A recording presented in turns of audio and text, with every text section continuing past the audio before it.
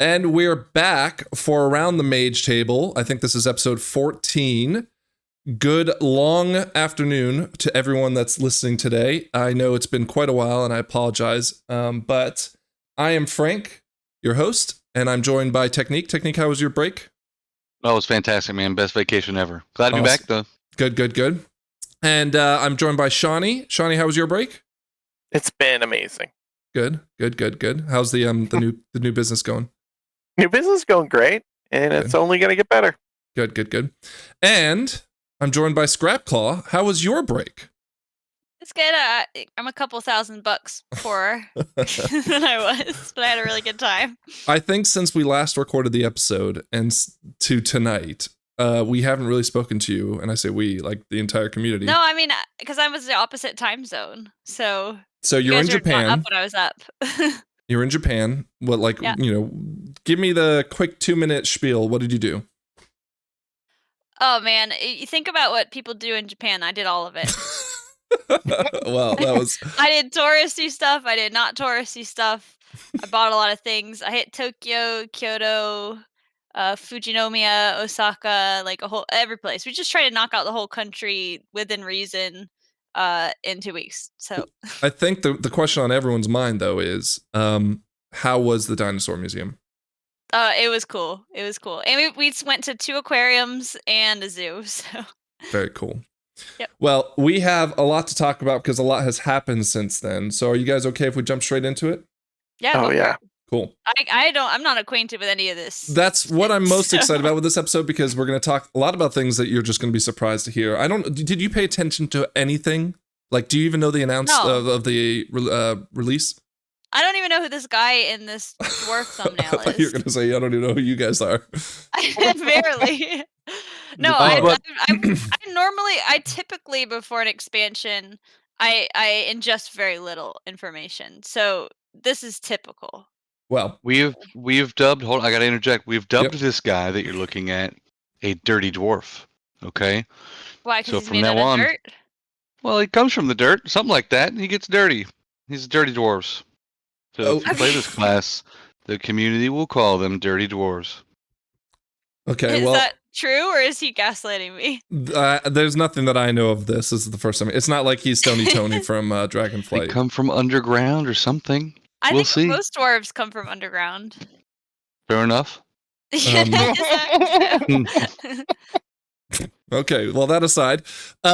So when we last left off 3 weeks ago, like I think the following day, yes, it's 20 days ago based on this Wowhead post, we were given our release date. August 26th, early access is August 22nd. This was devastating news for me because my brother gets married on August 24th, which means I will not even get access to the early access, let alone the release. We will have season 1 start on September 10th, and from what I'm remembering, and forgive me because again it's been 3 weeks, they will have a heroic week again as opposed to releasing Mythic Raid right away. Not that it really affects any of us here, but it could affect the Race to World First, which we'll get to in a second here. But I just wanted to kind of get y'all's feelings. Are you excited? It's only what? It's earlier than I thought it would be. I am excited for it. Yeah. We're like 7 weeks out, 7-8 weeks at most. Pre-patch I think goes live right at the end of July. Oh, that's exciting. Yeah, although it's already on the PTR. It doesn't. I mean, you'll see some of the changes obviously with the talent trees and all that stuff, but it doesn't look like there's much to it. And I don't even know if they've started the event in the PTR testing, but it doesn't look like it's going to be that much different of a flavor. It's going to be just a story event, or are they doing the talent trees as part of that? The talent trees, not the hero talents though. So like those won't be available right now. Just the revamps. But we'll talk in a little bit, Scrap, about survival hunters especially are getting a huge overhaul. So that will be available to you. And then of course the launch event with elementals or what shadow beings or whatever it is that are attacking. I'm not sure though if we will see and again a little bit of a spoiler, what is going to progress with the Dalaran storyline. I don't know if that'll happen pre or post patch of the actual launch. But yeah, I mean, I'm I'm going to Disney the week it launches. I'm going to the beach the second week after it launches. I don't even know if I'm so going to much be able to better level. than playing WoW. No, I know that. But all I keep thinking about is, well, I'm not even going to have a chance to level. And then when the raid comes out, all I'm going to hear from y'all is, you're not even ready. How are you supposed to raid lead us, you piece of, poop? You and I will be right at the same level. Yeah, Scrap will be too. right there with you. Well, I'm hoping to take my laptop with me to the beach at least. And because Oh, no, because the kids go to bed, I'll be sitting there and I'll just grind my leveling with your up. wife. No, she'll have the baby still. The baby will still be very young. Speaking of which, we had to get this episode out a little early this week because tomorrow I'm going to the hospital to have a baby. So, the episodes might be a little erratic at the moment, but I'm hoping to not have any major haltage to the podcast. But anyways, super excited. August 26th for the worldwide release and, of course, early access. Do you guys think the early access is a bad idea? Yeah. It makes nah, What do they get in early access? They just get to start? Nothing. Or everybody else? Start They can sooner. only level and they cannot progress professions. So my understanding is they can't gather nodes or anything. What? Why would you want to do that? Just to level up a little bit. Scrap, you of all people would want to do Yeah, this. but you're gonna level miss up your all the impasse. early zone nodes. I guess it's Yeah, not a thing anymore. but that's not why I The level. nodes The nodes kind of spawn based on your level, though. It's like it's weird. How do you get early access? You pay for the You get extra? at least like the Epic Edition, whatever, the one that gets you beta access. You know what? I like it because it will take all the sweaties out of the beginning area. Yeah. It'll stagger the release because I was around for like the Cataclysm release, the Draenor release. I've been around for most releases, but those two I specifically remember not be able to even open my Battle.net account for like 2 or 3 days. Dragonflight wasn't unless that bad though. Draenor? No, Dragonflight. Dragonflight. Oh, Dragonflight. No. Yeah, no, the past couple have been okay. I think less people playing it maybe, or Instancing just now like is more pepper. Yeah, so instancing good. and stuff.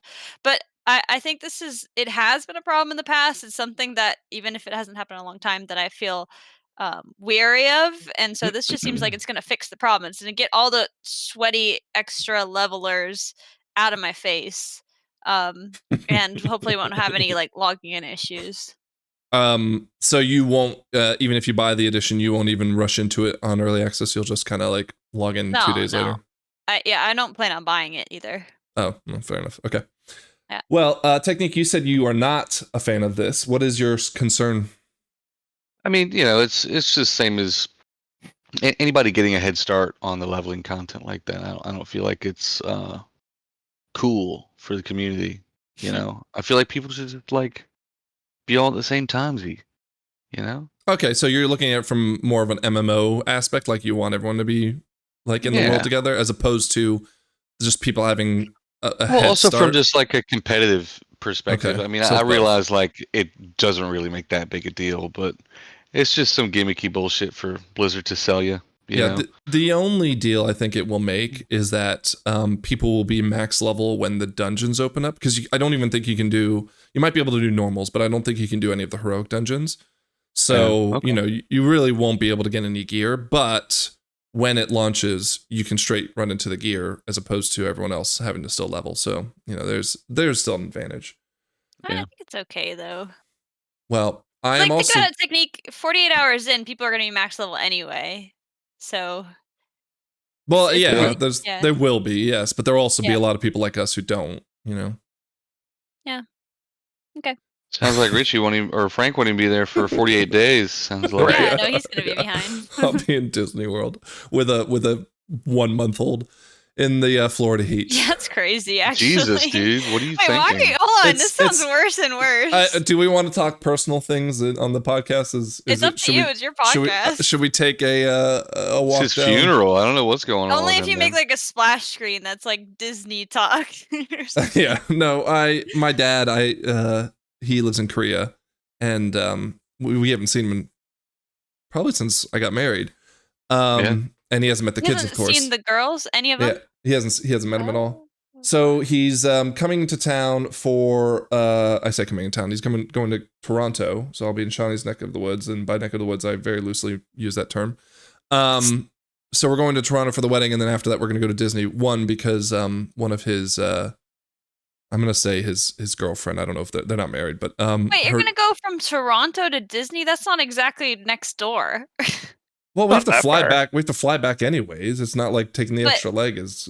It's just further. Okay, I'm not. You're right. You're right. When in Korea, when in America, go to Disney. I think guess. that'll When be in the first Canada. time you ever say I'm right. By the way, on Yeah, a mark that on Disney, your calendar. a non WoW I related was thing. only saying it like half-heartedly. Also, I Oh, wanted okay. the record to show. No, but then his let's call daughter-in-law, whatever.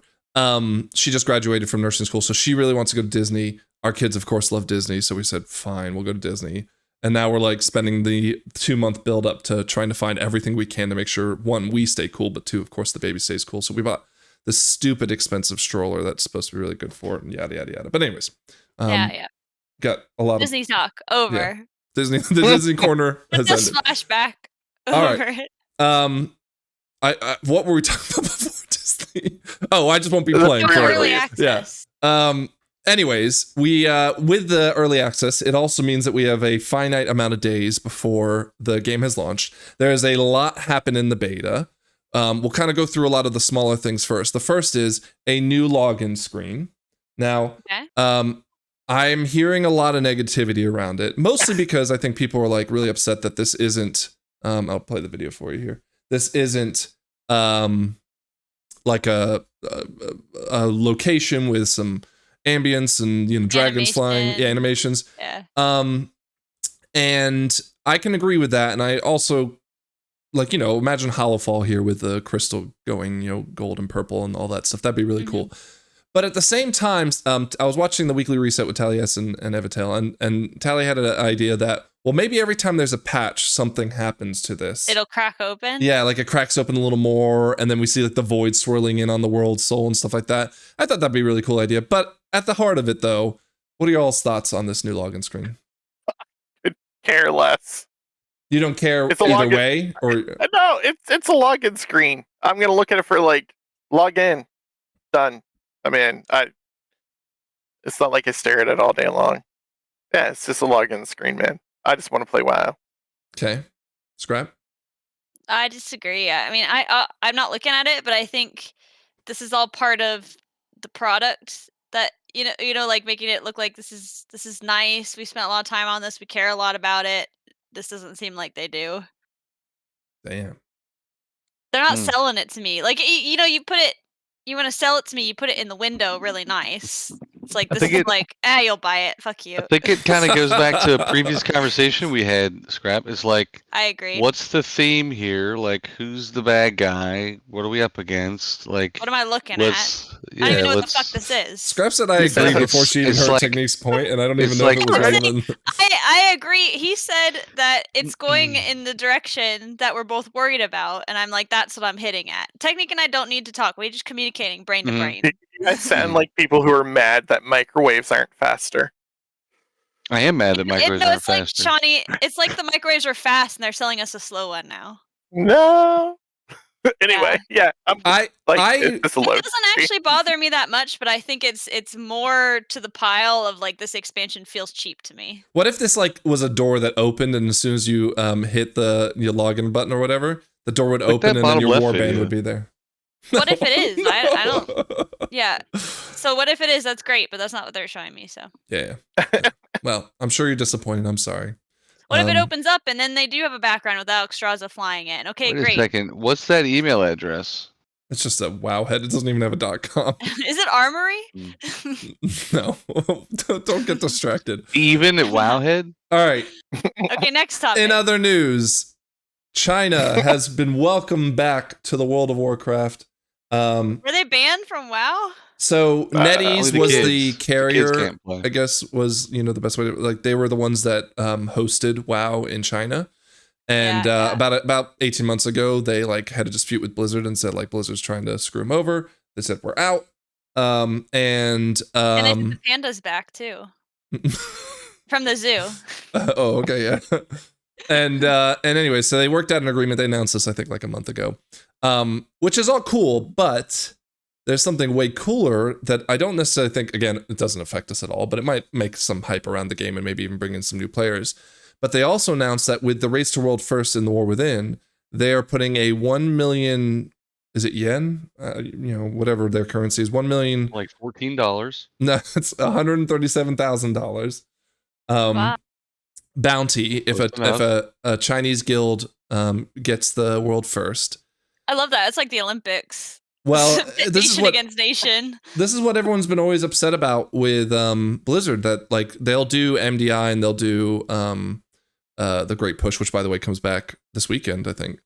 But they don't really give much money at all anyways, but they don't host the Race to World First at all, despite the fact that it brings in a ton of free press because of the advertising of Twitch and, just who's winning, yada, yada, yada. But I thought this was really cool. And I thought maybe we should all server transfer to China and try to take a stab at it. No, I love this. I think this is cool. I feel like I don't have the time to server transfer? Yeah, definitely not. Yeah, and to take a stab to at become it. good at the game. Oh, I thought we were really good. Damn. Okay. Guess I'm not. gonna be too stuck looking at the login screen to like even get past it. So I mean, we could do it, bro. Let's make a group. Yeah. Fucking go. The Let's make a MDL. We got this. Without me, I'm not doing that. All joking aside, I think it's really great. Like, I mean, we were talking about sub numbers, and that was all excluding the Chinese market. Apparently, the Chinese market is like 60% of the classic market. So that's a huge portion of classic players coming back. But anyways, I'm just still need gold in classic. Wait, what? There's still your golden class. Is that what you said? Correct. They skipped over Yeah. the entire not War Within, Wrath of the Lich King expansion for the Chinese market. So like, I think they're doing Why? like a speed run through it because they didn't have access to WoW. Oh, true. Okay, I gotcha. Yeah. No, Why? What happened? No, I was thinking you meant the original No, Wrath no, of no, the Lich no, King. no, the classic. I was racking my brain of like, how have I never heard of that? All right. Anyways, let's move on. I don't know if this will necessarily use something you two care about, but Technique, I think, will care about this. I So, care. do you? I don't know. I just assumed you never talk crafting. It's only Technique. don't that give a does. crap Because I about hate this. how crafting has been. What about the current state of it do you not like? How I gotta level it. how I Let's gotta talk try to about find- the thing first, shall we? I don't even know what we're talking about yet. All right, sure, coming All up. right. So Who cares about my thought? You go ahead. Frank. one of my we'll get back to you, Shani. I promise we'll start with you. I'm That's sorry. all right. One of my biggest it's pain okay. points of the new crafting system, which I loved, was I never had. I'm on a very low pop server. I never have any crafting orders. So in the War Within, and they just put this on the beta, NPCs will not only give crafting orders, so there'll just be random ones in there, but there will also be like proper tipping from the NPCs. So like you get like an actually good tip. And apparently they'll also have like, I don't want to call it a daily, but like, once in a while there'll be a crafting order that's like really lucrative and you'll be like, oh hell yeah, and then you'll go after it. So that being said, Shawnee, what is driving you crazy about the current state of professions? I don't want to be negative because it is the year of posy vibes. So I just don't enjoy it at its current state because it is hard to find people to do crafting orders. It was hard to level crafting to a certain degree. You needed too many like really crazy high-end mats, and it was just a lot. And I preferred the older versions of crafting. But I'm always this changes makes me more excited for it. Okay. All right, Tech, you had some thoughts? Well, really, I just didn't know what we were talking about before we got his take on it. But now that I've read the first little bit here and I see the headline and I got your little perspective, I don't like it, man. Seems like a cheap fix to a problem that the problem is here because the crafting is unnecessary. Like I don't know, man. I want the crafting to be necessary enough that a bigger amount of the community wants things crafted, and I want the public crafting to be relevant. Like I don't know if it's a technical issue that makes it so that you can't just do cross realm crafting, like just put public work orders in for like why is private work orders the primary way to do things for a community of players who have like not very many actual connections in the game anymore. Like we're lucky that we're in a community of people that all play together. But look, I can't even send you, my buddy, I'm hoping that a guilds. crafting request. I'm hoping that cross guilds will help solve that problem. But to answer like, your question, why not like fix that problem instead of let's just have NPCs send crafting orders so we can complete our weekly quests? I would say, and I'm speaking on behalf of the devs when I have no fucking clue, but I think it's on the list. But what they've always argued with all this stuff, and the reason why they didn't even do cross realm, cross server, cross faction guilds until now, is there's a lot of spaghetti code that 20 years of this application being built, that it just was like finding a needle in a haystack and then trying to fix that needle. So yeah, I'm not. Crafting system is new. No, but the Horde versus the Alliance part, the cross realm part on top of that. They did it with the auction house, but the auction house was just listing items that, it just had to find the person. Whereas now you have to have point to point, again, cross realm, cross faction, cross whatever. But I would be surprised if we don't see that, maybe even by the end of War Within, but like maybe by 11.1 we'll have it. So I don't remember if I talked. Did we talk about my crafting idea yet? No, go right. Let's elaborate. I'll keep it brief, man. But I mean, detail it as much as it needs to be. So yeah, I understand. Okay. So I feel like the crafting system is a great idea. I feel like they really missed the boat on this whole spaghetti code issue, which I can't imagine that's the actual problem, but I guess it is. But it would be cool if, like, when you kill a boss, you don't get a sword or a chest piece or a fucking pair of boots. Like, it's not likely that you killed that dude and just ripped his fucking boots off of him, or that he happened to have boots like both plate shoulders and leather. You get like his left boot. So like, why not have the bosses, except for like certain items, like the axe off of whatever his fucking name is, like the legendary axe. Anyway, what I'm getting at is, why not drop certain items that come from the bosses, and then you go and craft it with those items. Like, I want to make a sword because I've now got this, I don't know, holy booger from this guy, and I can use that holy booger to make a really cool sword. I think the reason might be like, why. I feel like more crafting should be the thing, and then we would see more orders be fulfilled. So first, I don't think what you're proposing is solving the problem, but I do like what you're proposing. Well, first, you can't, like, that can't be it has to be like maybe a once in a while thing, because the whole idea behind WoW and the euphoria of playing and raiding and Mythic Plus is the seeking out of that item you want, right? Oh, sure. It can still be a unique item that item is still a unique thing you only get from that boss to make the item that you want. But like, then at what point does it become so unique that you're really not even solving the problem? Because right now you have it where every single tune wants at minimum 2 things crafted per a tune, right? Yes. Yeah. Right, because the embellishments. And then maybe even a third if you have the pocket or whatever, the flavor packet. So like, there's 3 items always, 2.5 items always being crafted on your tunes. Now you want to add what?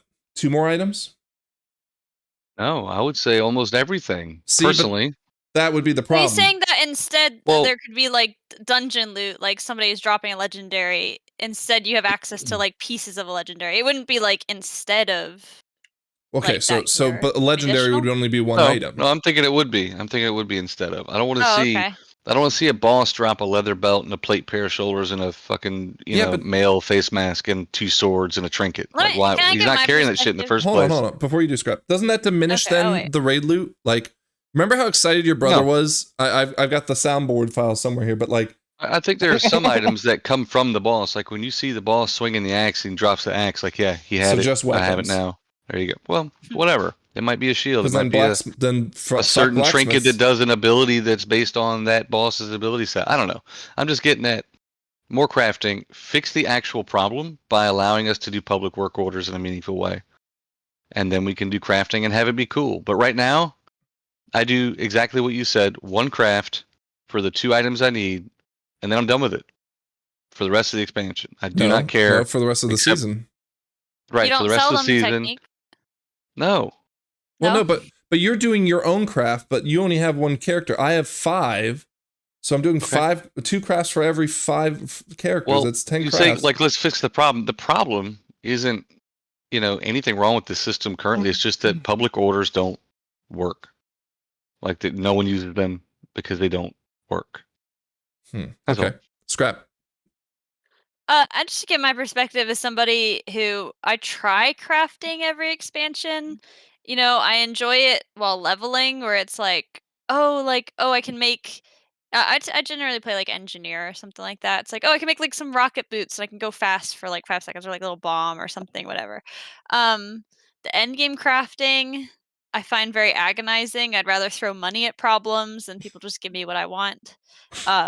So I say I generally have a negative experience from having to engage with crafting, where it's like, okay, you need to build a legendary or whatever it was in Shadowlands. It's like, you need to have 2 pieces of crafted gear. I'm like, that's like, I don't enjoy that. There's Yeah, nothing especially with about how that. expensive it was. Yeah, there's nothing about that I find fun at all. I mean, I guess it's fun for the people shaking me down for all my money. But for me, not exciting, and there's not really incentive for me to be like, I don't enjoy being shaken down for money, but I'm gonna enjoy even less leveling this, like this extra skill for like however many hours. Like, Okay. so none of it is fun to me. It's not a fun part of the game for me. Here's a scenario. And technique, I'm saying, just to put a cap on it, technique suggestion is not fixing my problem. So I don't know. Well, just to put Go a on, cap on scenario. it, Okay. you are down to your last 1,000 gold. Uh-huh. How do you normally get your gold filled back up? I ask Lithian to give me money. Wouldn't it be nice though if you had that profession built up that you could just go in and do like 2 or 3 public work orders and get 10k gold from it? Not really. I like making Okay. money. I'm Fair trying to enough. think. So in the past, like in like classic through, let's say, Cataclysm, I enjoy crafting. Like, I love the shit out of classic crafting because I'm not experiencing it in the end game as much as more the leveling, where it's like, it feels meaningful when you get up to that tin node, and then it's like, oh my god, I can make so much new shit. Like, and it's hype because most of that stuff is just for me and it's just for fun. It's not like I need this like tin boots or whatever the fuck. It's like, it's kind of hype that I can get rid of my boots or whatever. I don't think they've recaptured that in any meaningful way of like, I'm making stuff that's useful for me. It's not required for me, but it's useful for me. Like, it's good to have it. Besides like maybe alchemy, but alchemy, it's like you do feel like you're required to have like battle pots and things like that. So it becomes like a job as opposed to a hobby is what it feels like. I mean, I don't know how they can recapture that. Yeah, well, my first point was going to be without having 60 levels, it's going to be almost impossible to capture that because you had such a long journey. There's something difficult because it's like if what you're crafting isn't required, then people are gonna it's not gonna be profitable, right? People aren't gonna want to buy that stuff. But at the same time, if what you're crafting is required, then I'm gonna be annoyed that I have to keep buying it from other people. You know what I mean? Well, I know what you mean, but then what the hell do you want? I want to not participate in any form of economy in WoW. I want money. I want to find like a really good BOE that gives me 2 million gold, and I never have to worry about it realm again. and just buy all the things you ever want from it. I don't find it fun or entertaining or an enjoyable part of the game for me that I keep having to buy shit. Like, I don't like that because Well, wait. Yeah. No, I'm not going down that rabbit hole. Okay, we'll save it for another day. My issue is that what I enjoy in doing the game is like doing keys and raiding and stuff like that, and doing content with you guys. But you don't make any money doing that. You're just fucking setting money on fire doing that. We will once we're in a guild. Well, I can't wait till we're in a guild because I can't wait for you to repay for my repairs. Like, you profit nothing from slamming keys. You only spend money on repairs on pots, on oils, on what the fuck ever. So there's no way to make money doing what I enjoy the most out of the game. So I think there's something to that though, that you don't profit at all. Like, how could you make it so that your professions can benefit from doing tons of M+? Yeah, I guess enchanting does. Maybe if the dungeons dropped like a bunch of more or less generic crafting items that you could use to then go craft things. Yeah, but you would only craft it for yourself. Sell in the auction house. Why? Who said that? You said that. Because then it becomes pay to win. Well, I mean, why Huh? not? Just like when I If do a I can key, buy get, gold and then you can craft everyone's best in slot spots, I just go to the auction house, buy the gold, and then buy all your slots. No, dude. The item you craft is bind on. It's for me. The item. Yeah, that's the what I'm item saying. crafted is for So me. how's it profitable But then? the things that I get in the dungeon don't necessarily. I'm sure some of them would be bind on pickup, but a lot of those crafted items would probably be tradable. How And about then- this? How about this? Yes. When I'm slamming keys, A lot I like get- aspects, except they can be yeah, on the exactly, auction like house. aspects. I get a chest. It's got my loot in it. It's got my armor in it. And it's got a Shawnee. little profession doggy bag in it. It just gives me like 15 leather or something if I Okay, complete. a okay, key. yeah, that That would I be could nice. vibe. That I could vibe with, right? Like because you're Yeah. just giving something for you to engage the process. I Yeah. just don't understand what Technique wants because that would be pay to win. I'm gonna be Well, honest. kind I of don't like it used to understand what be. Technique Like you wants had to either. you had to get like a certain like dragon scale leather off of a certain type of dragon in the dungeons to craft, dragon scale armor or whatever the fuck it is. That's Yeah. the type of play I'd like to see rather than I agree with that, and I'm surprised that you don't support that idea, Frank, because you're all about like the immersion or whatever. But it's No, like I do. I just don't want to lock people out of like if I don't run M plus, do I not get that now? Well, the thing about it is that like okay, you can get sure black you could dragon get it scales elsewhere. from the Onyxia raid, but you can also get them from the little dragons outside of it. or like the auction house. or the If you're auction house. that player that like does quests and makes a shit ton of gold and never dies, like go Well, buy some. Again, not Dragon scale not what I armor. wanted to spend our episode on. So we'll Well, move we on don't from have this. to- Anyway, one we're not last here to point fix the game either. Is so. I do think it would help the like homogenization of crafting items.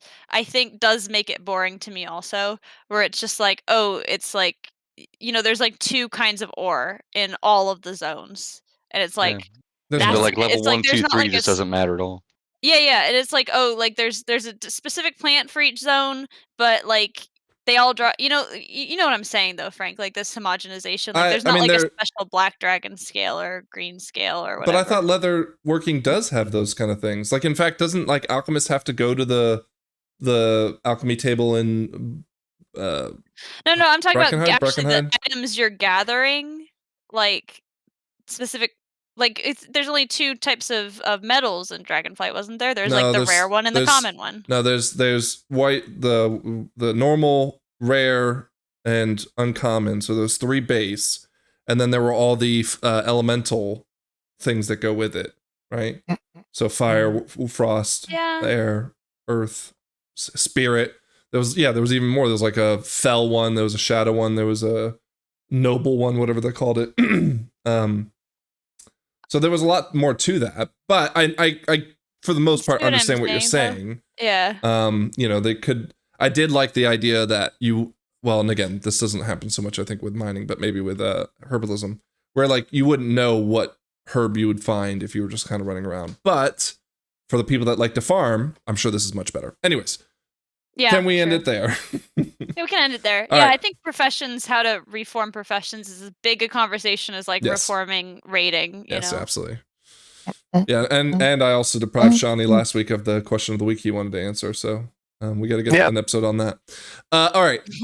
In the beta, we've seen some major reworks. In fact, right before coming live, the Shaman rework has come out. So I won't spend too much time on that. But I felt like since Scrap, you've been completely devoid of all this information. Yep. I'm sure Just you're out. really excited to hear right now that Arcane mages are absolutely on fire. They are so In good a good right way? now. Or And bad yeah, way? in a good way. They I are. like it. The redesign is so good. They're fire mages now. Wait, but you know what I heard, Frank? I heard they cut a bunch of buttons. No, they cut one button. Saying, One button. which is something that I was talking about. Was Yeah. that maybe some of your buttons were superfluous, and I think Blizzard agreed. Yeah, they did agree, and I remember my stance wasn't that Did I didn't agree. think the buttons should be called because I liked the tempo of it. But you like it now. No, I'll tell you one button. Actually, sorry, those 2 buttons that was cut. I'll tell you one that was cut was Nether Tempest, which you guys wouldn't know. But anyways, it was just like this filler button for AOE, and it just like always felt so awkward. Filler button. Because I remember when we were having a conversation about this. You said there was no filler buttons at all, and Shawnee's Well, laughing his ass off. Again, at the time, I didn't have Nether Tempest talented. So, So yeah. it was so superfluous you didn't even take it. well, isn't that the whole point of the talent tree? I hate the talent tree. It's a whole nother conversation. But you like it now is the point. You like Arcane Okay. now? Anyways, Yes, Arcane. It's very entertaining because everyone on the beta, Sean's getting so bored he's now humming over everyone. Yeah. It's so good that, and I'm watching people on the beta just absolutely fuck it up, which is making me infuriated, but whatever. But the second most popular spec that I've seen on the beta scrap is hunters, and most specifically survival hunters. I love that. Okay. Every 5 seasons we get to shine. So they've, I think Just they've in done the beta though. Beta, yeah, they're gonna nerf it into the ground now. Well, that's the thing. So they came out with this huge thing, and apparently everyone was really excited. They did say that there was maybe a little too much, so Blizzard dialed it back a little bit a week later. So this was I think 2 weeks ago. In fact, here's the 18th, and you can see if I scroll down to Hunter, survival. They took a big swing at fixing things, right? Oh yeah, hold on, don't scroll too fast. Oh, aspect of the eagle? No fucking way. Well, hold on. This is the no. In fact, so I've got right here the first impressions of I love the the rework. survival hunter chicken. Everybody loves him.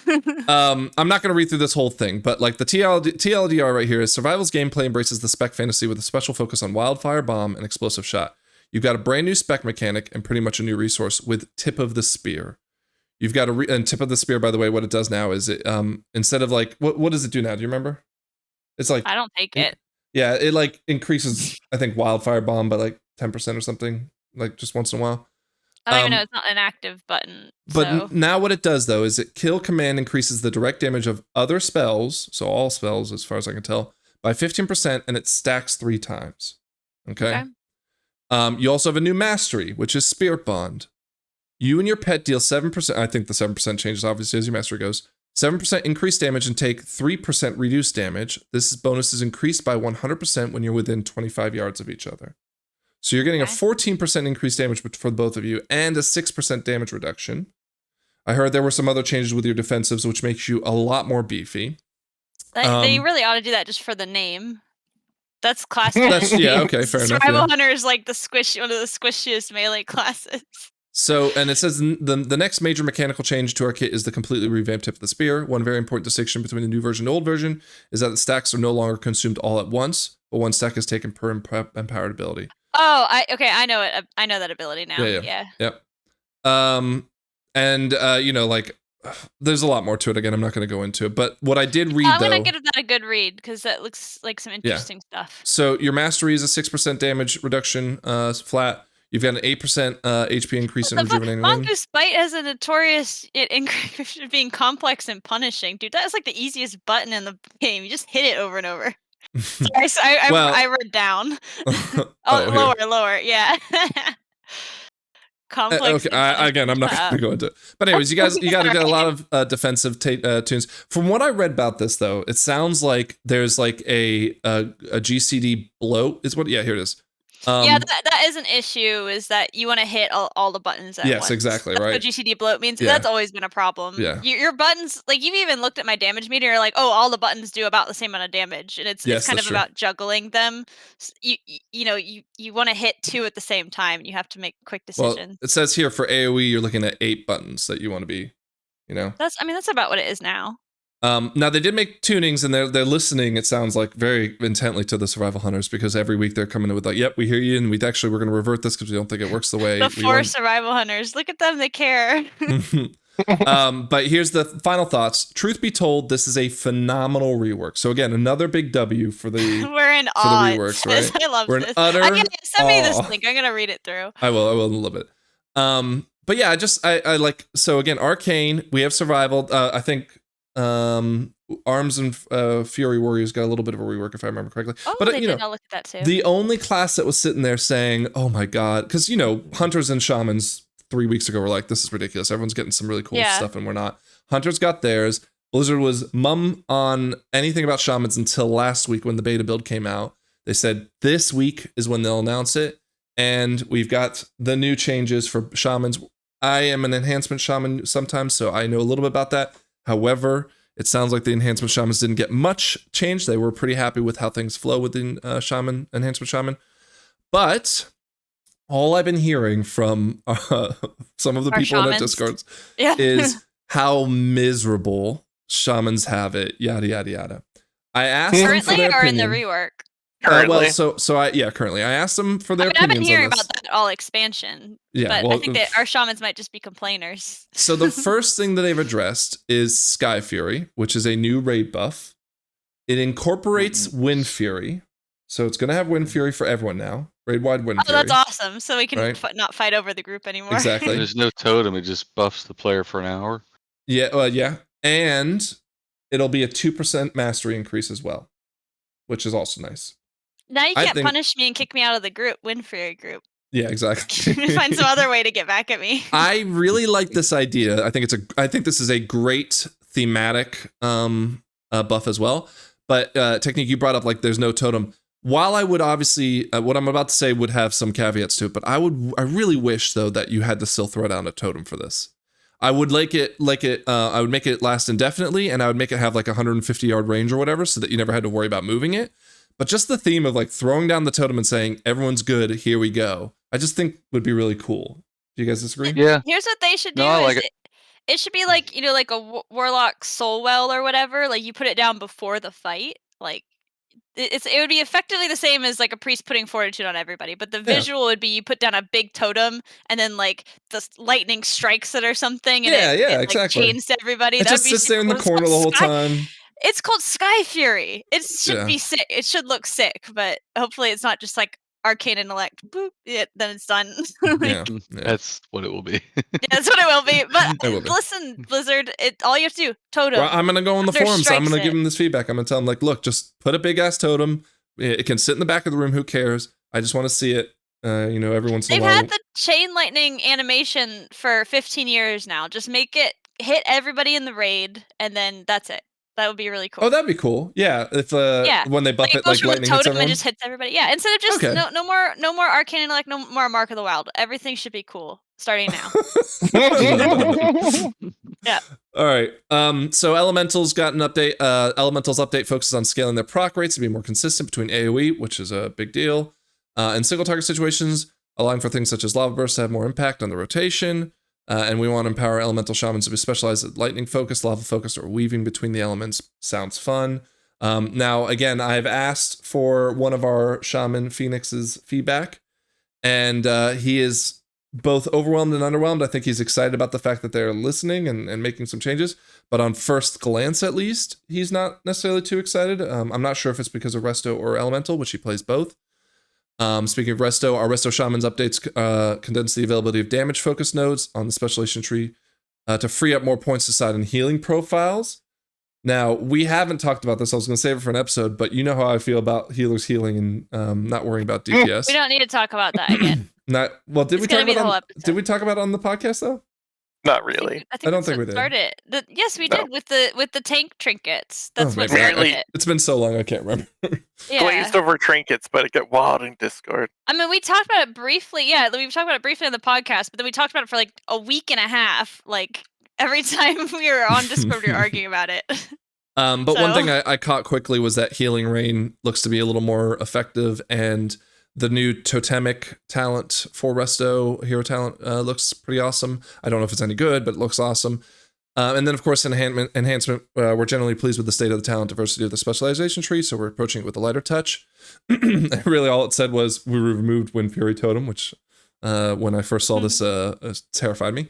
But I will say that I played Tempest Enhancement Shaman, and it feels really good, and it was absolutely destroying the meters, so I'm excited about that too. But yeah, in general, I just kind of wanted to get a summary in there and feel like if you guys have any classes you're worried about they haven't kind of tuned through yet. Because even Holy Paladin's trying to get a pass this week ago. Tech, how you feeling about Prot, Warrior? I'm less excited now than I was when I heard about the changes. Now that I've played it for a little bit, it feels, and this could be just a effective, just lower secondary stats and stuff, but it feels slower. Feels like my rage, like I'm definitely not accumulating as much rage, and so I'm forced to kind of decide once again between defensives and offensive abilities much more often. Isn't that a push and pull you like though? You get to use your whole kit. Or you have to decide I every mean- every time you go into a dungeon, like, what do I want more? I have to like, at least with Colossus Prot Warrior, I have to really decide where that if I'm going to use a shield block right now or an ignore pain, or if I'm going to try to use revenge or anyway. Like generating rage is slower. They've taken like rage generation from a few abilities that we currently have it in now. So yeah. Also, it hasn't changed enough. It just feels like Dragonflight 2.0, and nothing has really changed as far as like how the Prot Warrior will be played in the new season or the new expansion. I don't its want to go current down this state. road again, but every time I hear this, I still can't wrap my head around it. Like, how is it Dragonflight 2.0 anyway different from what it was with BFA to Shadowlands and Legion to BFA? Like, they didn't make any major overhauls other than the class that would earn it because they were so shit. Like coming to Dragonflight was a big deal. You got dragon flying, and you got new talent. No, you got all whole new talent talent trees. trees. You don't think the new Yeah. Affix system is a big enough deal? I mean, it's just the Mythic Dungeons. I think it's great. I think the changes to the Mythic Dungeons are We'll great. get to that in a second, but For I'm just saying, like, that's like But to It's- answer your question specifically about Prot Warrior, like I feel like I'm just continuing the same Okay, exact character, like the same exact thing. If there's one thing on your moved wish a list, few what would it be? things in the talent tree. Is to be 10% bigger. I generally think you 10%. guys should be. You should grow pretty big. Actually, yeah, I'm glad you asked. I was talking about this with my wife earlier this week. Colossus Warrior, okay, they have this ability called Demolish, and it's on a 40-second cooldown, which gets reduced as you build rage or whatever. Mhm. It's supposed to be really fucking cool. Like you use it, it's a channeled ability. It's like 2 seconds, 2.5 seconds, and you're supposed to just smash the shit out of everything in front of you. I'm a Colossus Prot Warrior. Thematically, I think it'd be cool if it was a lot like the Barbarian in Diablo, where I can take my sword and shield or whatever it is I'm wielding, put it away for just that 2 seconds, take a big fucking two-hander out and just smash the shit out of things, and then put it back and go back to tanking. You put that idea on, Even if it's like an avatar mode, kind of like the avatar cooldown that we use currently, I think it'd be cool. I think it'd be thematic, and it would, because it's just not cool enough right now. It's just right now you're still tanking. You just kind of wave your little dinky mace around and just whatever. aside from us praying that a Blizzard employee watches the podcast, have you put it on the forum to tell him? No, man, I don't do that. Okay. No, and I will say this though. I'm not certain of this, but what I've heard is that they haven't finished implementing all the spell effects for all the hero talents. It seems like every build there's a new cool looking thing, so you might still get to see that. But like I'm speaking to everyone here, like if there's something like that, which I think is a great idea, Tech, I would agree with you. That'd be really cool if you just like kind of, even if it was just one swing where you just like you see lift behind your back and then like this huge orange swipe comes through and devastates whatever. I agree that would look really cool. But yeah, this is the time to get on the forums and tell them, because the whole theme I'm getting from this expansion, the reason why I'm so excited about it, because I know you say it's Dragonflight 2.0, but the whole Dragonflight and War Within experience has been the devs are listening. And that is most evident in our main topic tonight, which we'll get to in a second here with the Mythic Affix rebuild. But any last words on the class overhauls? I mean, Shauna, you haven't really said much of anything. You came into it saying you were going to play Rogue. What's happened? I was playing Rogue some, and I really missed my Pally, and I didn't find the Rogue hero talents like super crazy fun. And as soon as I played my Pally one, it was like, oh, I can see stuff happening. It was more interesting and has more defensives. And Yeah, but think of the armor, Shawnee. I die less. I know. Believe me, I've had that armor on, and I'm already like gonna transmug this crap off because it is horrendous. So fast. I'm gonna main my Pally, but my second character will probably be my Rogue. You playing it just- 2 characters? You playing more? I'll probably play like a dozen. Oh, okay. Oh, God. I'll main my Rogue and then play everything else, especially with war bands and stuff. Yeah. It's gonna. Yeah. Yeah.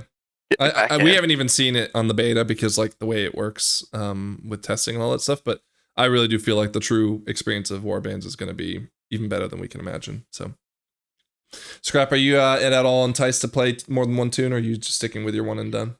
I mean, I'm excited that Hunter's gonna be hyped because I mean, my Hunter was my first character, so like I wanna play my Hunter. It's just that it's not always been the most fun, and so then I'll switch around or try other stuff.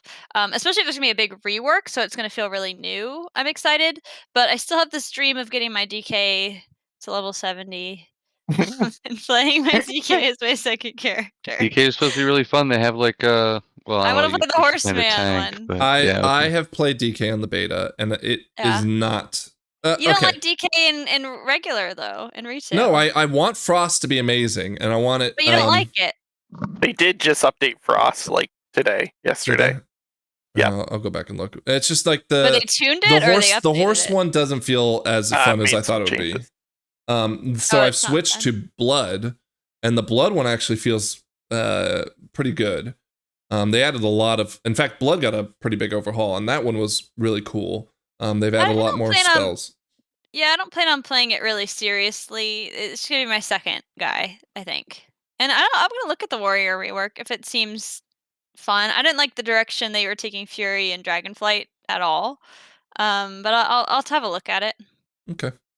All right, well, let's put a bow on that and move on to a little bit of a spoiler. We talked about this in a previous episode, but there's been more development since there. So if you don't want to hear this, skip to the next chapter. But we had heard through icons that were on the beta that the next raid after the current one, which by the way, raid testing has gone through, and there's maybe one or two bosses that look really good, but I'll be honest, I'm not too excited about the raids bosses that are coming. Now, hopefully, the last boss will be banger, but we won't see that in testing, so we'll just have to wait and see. But anyways, the rumor is that we will go to Undermine in 11.1, and that is set up through the Goblin stories in both the short story that was released, and also a story that happens in the final chapter of the level up campaign. I won't ruin it for y'all. But a new icon has surfaced and suggests that there will be a ethereal raid in 11.2. Now, we talked about this again, that the home planet of the ethereals, which I can't remember what it is, maybe it's in this, was taken over by the Void Lords, and the idea I think would be that we maybe return to that planet and see what has happened and maybe stop some people from helping them get to our planet, yada yada yada. But I just wanted to quickly ask y'all, theme wise, we got Nerubians, we've got goblins, we've got could be ethereals. How are you guys feeling about the raid and the path we are walking? I mean, this isn't much information other than the words ethereal raid and goblin raid are present in. No, I know, but imagine what a goblin, an Undermine raid would look like. Imagine I love goblin shit. Goblin shit is some of the best shit in the game. So visually, it's fun. I'm down. Yeah. Okay, Shawnee. Yeah, I'm good with whatever. You don't really kill stuff. Doesn't bother. Yeah. It doesn't bother me as long as it fits into like the story. I think we talked about this last time. I'd rather the raid be like a part of the main story Wait, than is like this a B. This goblin Yeah. raid? This is where that terrible gear is dropping from. What do you I mean? don't know. This is the first raid, the goblin raid. No, the first raid is a Nerubian raid. Okay, thank God, because they are missing an opportunity if they don't do sick goblin like armor. Well, they like, probably get will. Yeah. bashed together. Yeah, They had better. They didn't do Nerubian armor for the last one, so. Well, they might argue otherwise. I'm not here to defend. No, I've not seen anybody arguing that is Nerubian looking armor. Who argued that? But yes, you would theoretically get tier sets that look like goblin stuff. So, I'm down, but they have the court is open for them to fucking fumble that ball again. But wouldn't you think gear around ethereal would also look really cool? It would be if I trust them to do that.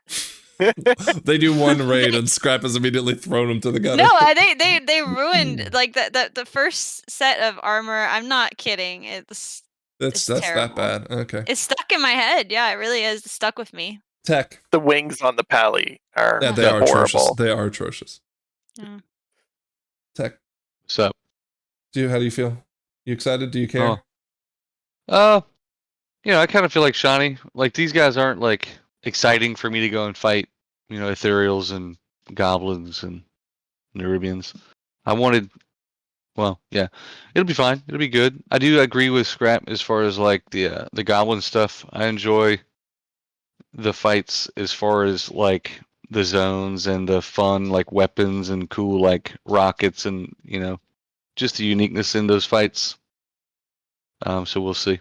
Yeah, I think the Goblin one will be really good. I don't know.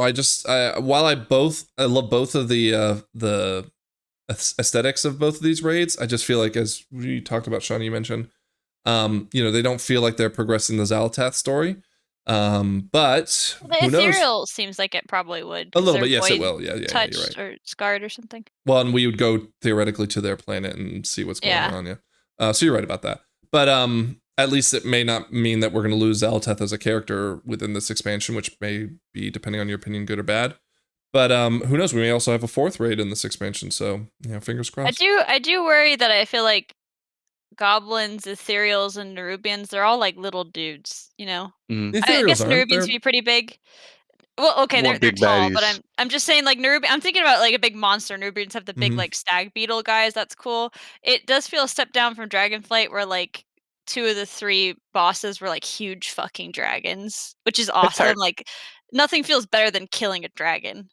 I It's don't hard to see beat that. dragons. Yeah, it's hard to see But- that coming from a goblin raid. Some cool monster.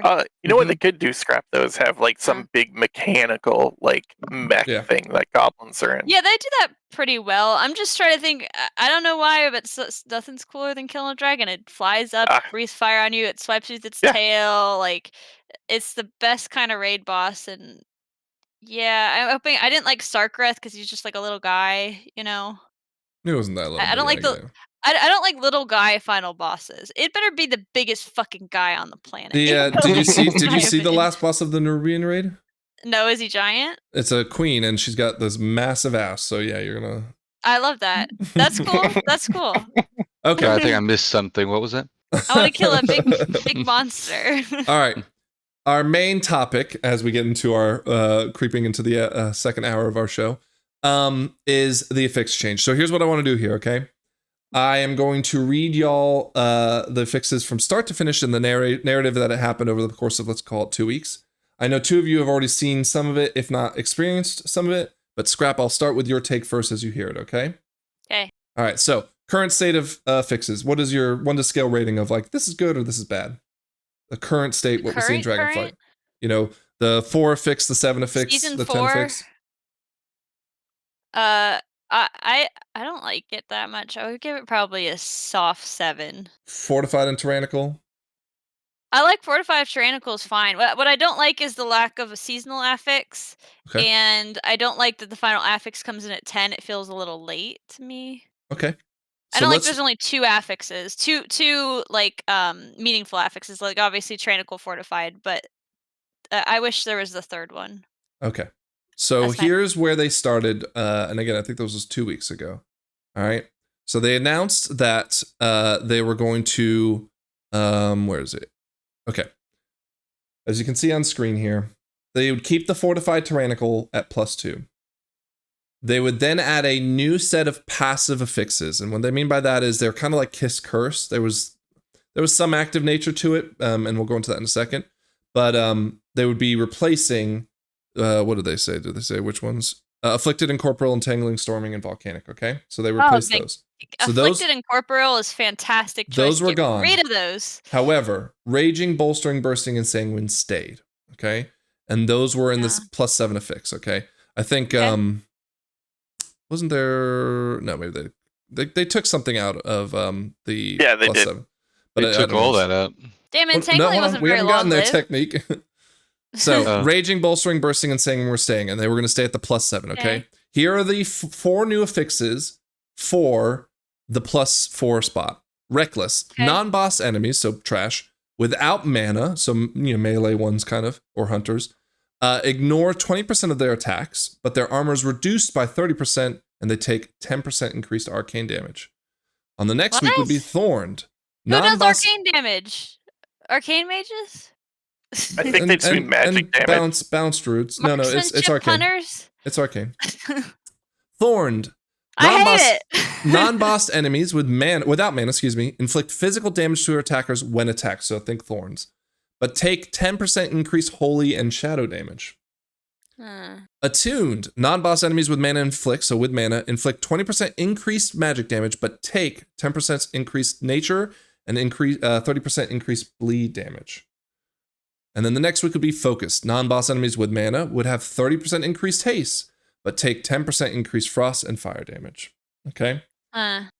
Why did they do this? Well, first... They're dumb. This is not fixing the problem. Well, hold on. No. There was an worse. argument. There was an argument for what they were trying to do, and I could see it, but we'll making it worse. I see what they're trying to fix. They're trying to fix that people don't take certain classes. They were trying to stop the meta on certain weeks. They were trying to stop the meta, yeah. But and it's somewhere up here. They had like this whole thing of like, what is our philosophy? And it was like, make this a lot less like no more health bar bloat, no more visual bloat. We wanted to make sure you didn't have to really think about it. No more cognitive bloat, stuff like that. So that's what they were aiming for with this. And, you know, with the weekly bonuses, they were saying, okay, well, this week we want to make, you know, as you said, Arcane Mage better, or we wanted to make, you know, Holy Ret better, whatever.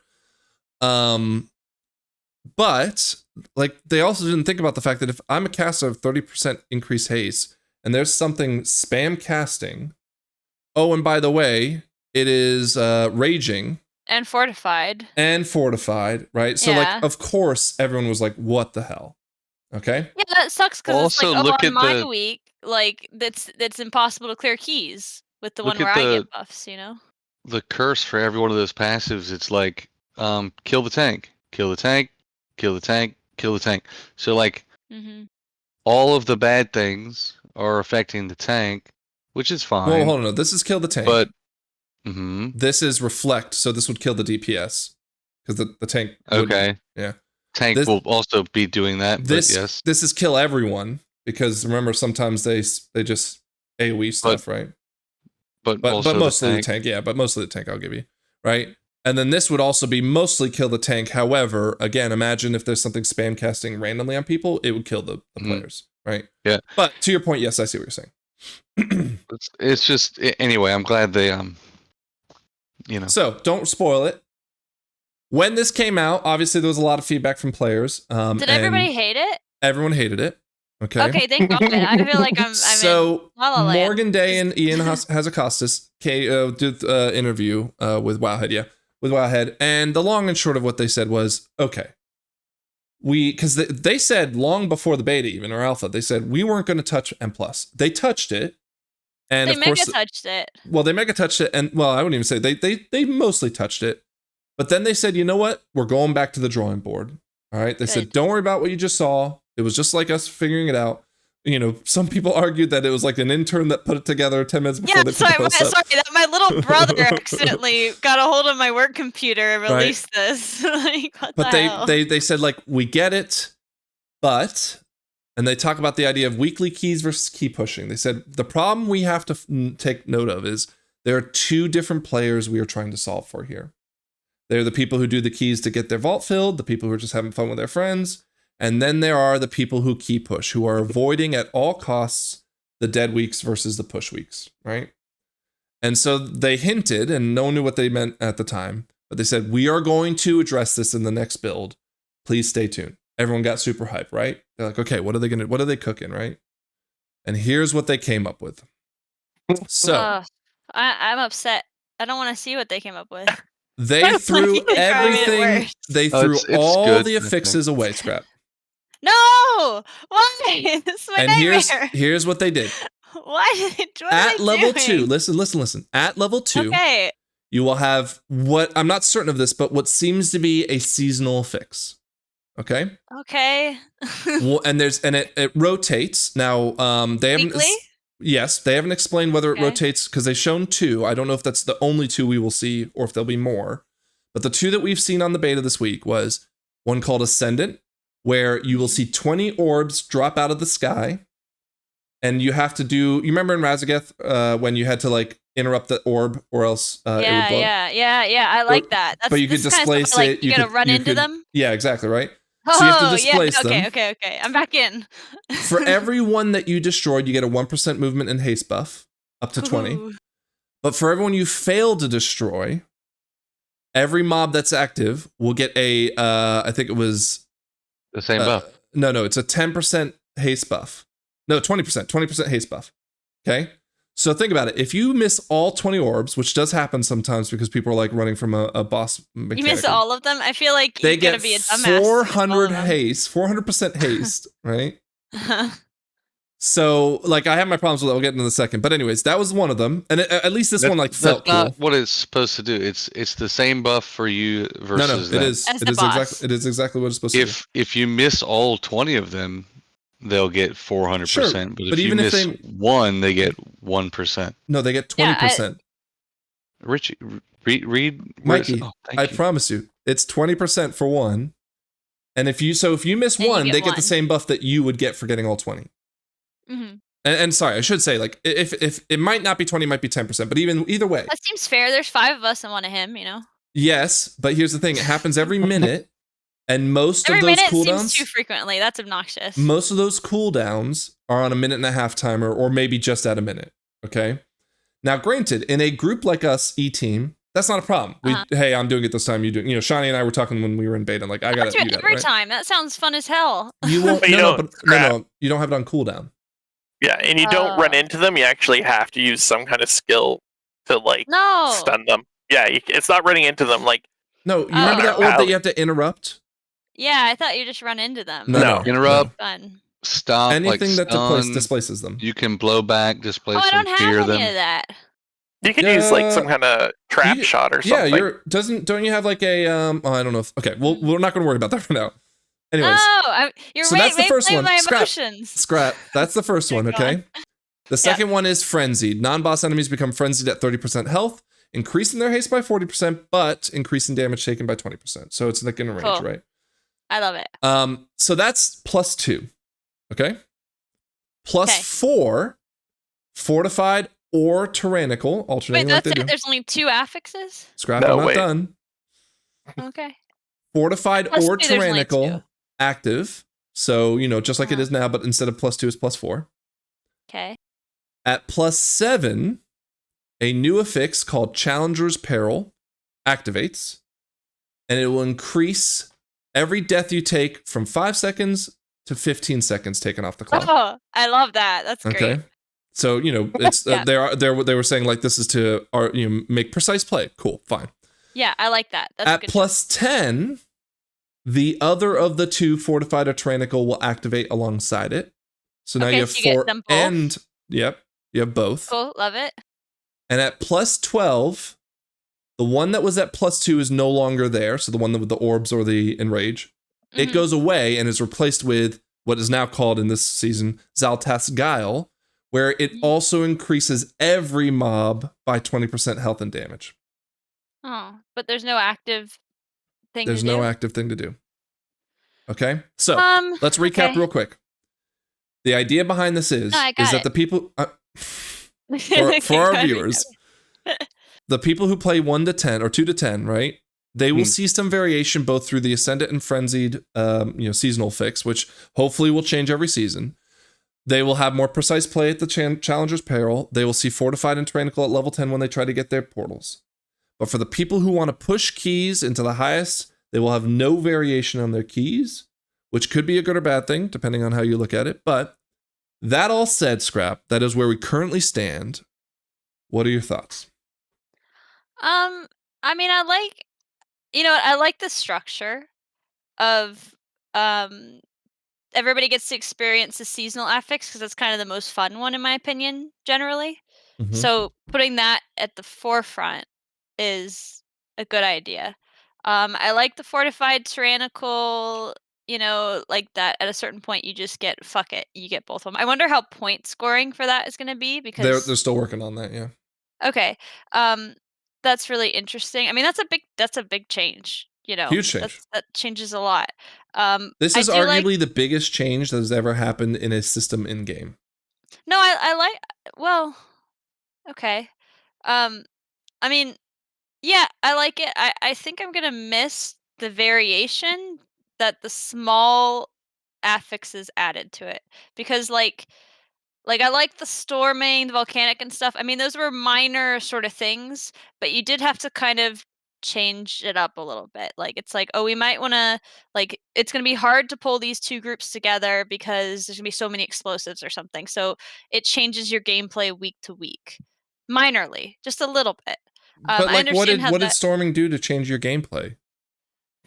I mean, just like I'd have to watch out to not get hit by a storm if there was going to be a mechanic I had to move out of. But did it feel fun when you were watching out to move out of the storm when there's a frontal that you I walked like into? there being an active element to the aspect. So here's the other thing. thing, Scrap. I think they're not done announcing definitely the not done. types of Yeah.